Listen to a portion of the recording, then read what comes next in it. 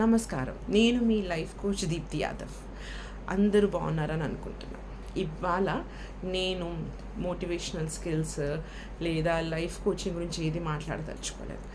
నేను నా చిన్ననాటి జ్ఞాపకాలు అంటే 1980s 90sలో సంగతులు చెప్పి కొంచెం మెమరీస్ రిఫ్రెష్ చేద్దాం అనుకుంటున్నాను అందరికీ. ఓకే, అయితే మేము చెంచల్గూడ నుంచి వచ్చిన వాళ్ళు. చెంచల్గూడలో ఈవినింగ్స్ చాలామంది ఆంటీస్ అంటే ఉమెన్ అనుకుందాం, లెట్సే ఆర్ అమ్మమ్మలు నానమ్మలు అందరూ కలిసి ఈవినింగ్స్, ఎక్కువ వర్కింగ్ ఉమెన్ తక్కువ కదా ఆ టైమ్స్లో, 80s 90sలో బయట ఇట్లా బండల్లాగా ఉంటుండే. అందరూ బయటకు వచ్చి కూర్చొని హ్యాపీగా పని అయిపోయాక మంచిగా ముచ్చట్లు పెట్టుకుంటుండే, ఎవరింట్లో ఏమవుతున్నాయి అన్నీ తెలుసుకుంటుండే. ఇంకా చాలామంది వాళ్ళు అంటే ఏమైనా స్టిచ్చింగ్, ఉలెన్ వర్క్ చేసుకుంటూ, ఎంబ్రాయిడరీ వర్క్ చేసుకుంటూ, కొంతమంది కూరగాయలు కట్ చేసుకుంటూ, చిక్కుడుకాయ గోకరకాయ ఒలుచుకుంటూ ఎన్ని గంటలంటే ముచ్చట్లు పెట్టుకునే వాళ్ళంటే చాలా బాగుంటుంది. ఈ డోంట్ యూ థింక్ ఇప్పుడు ఆ ట్రెండ్ మిస్ అవుతుంది?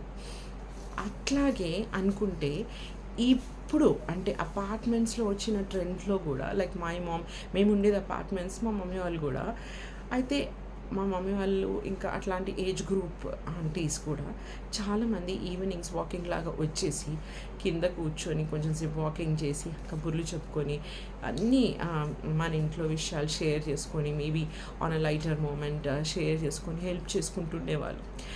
కానీ ఇప్పుడు ఆ ఆంటీస్ వాళ్ళ బయటకు అంటే కూర్చోవడం కూడా తగ్గిపోయింది. ఎందుకు తెలుసా?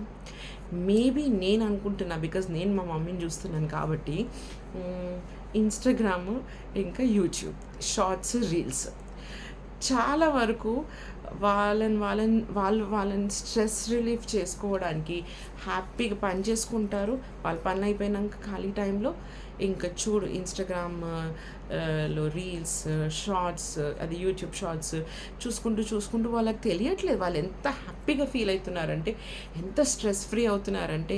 ఇంటికి ఎవరైనా వచ్చినా, మా డాడీ వచ్చినా చూడలేకపోతుంది మా మమ్మీ, అంకుల్స్ వచ్చినా ఆంటీ వాళ్ళు రియలైజ్ అవ్వట్లేదు. Don't you think so don't you think ఇప్పుడు ఈ మొబైల్ అనేది ఒక స్పాయిలర్ అయిపోయింది అనేసి? హోప్ఫుల్లీ మళ్ళీ మనం ఈ క్రౌడ్ మన అపార్ట్మెంట్స్లో చూస్తే బాగుండు అని అనిపిస్తుంది. ఇంకొక విషయం, అప్పట్లో మాకు టీవీస్ అయినా కానీ ల్యాండ్లైన్స్ అయినా కానీ చాలా తక్కువగా ఉండేటివి. అంటే అందరి ఇంట్లలో ల్యాండ్లైన్ ఉండేది కాదు, మొబైల్స్ రాని టైంలో కదా ఇప్పుడు మాట్లాడేది మనము. ఎవరైనా కాలనీలో ఒక్కరైనా, కాలనీలో ఒక 15 అంటే ఒక గల్లీలో 15 ఇల్లులు ఉంటే అందులో ఒక్కరికైనా ఇద్దరికైనా ల్యాండ్లైన్ ఫోన్స్ ఉంటుండే. సో అందరూ ఆ పాయింట్ ఆఫ్ కాంటాక్ట్ అక్కడే ఉంటుండే.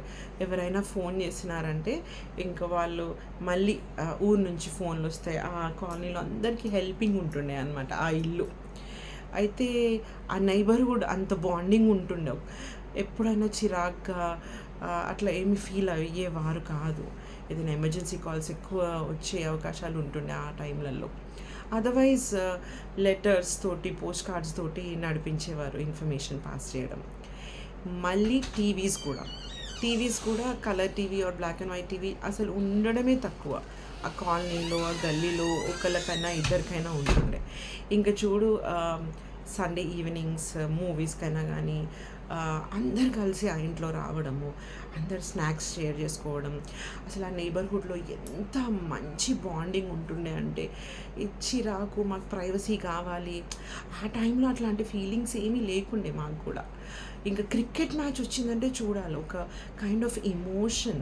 అందరూ వాళ్ళ ఇష్టమైన స్నాక్స్ తెచ్చేసి చాలాసేపటి నుంచి కూర్చొని వెయిట్ చేసి అది అయ్యేంత వరకు వాళ్ళ ఇంట్లో వాళ్ళు కూడా పడుకునే వాళ్ళు కాదు.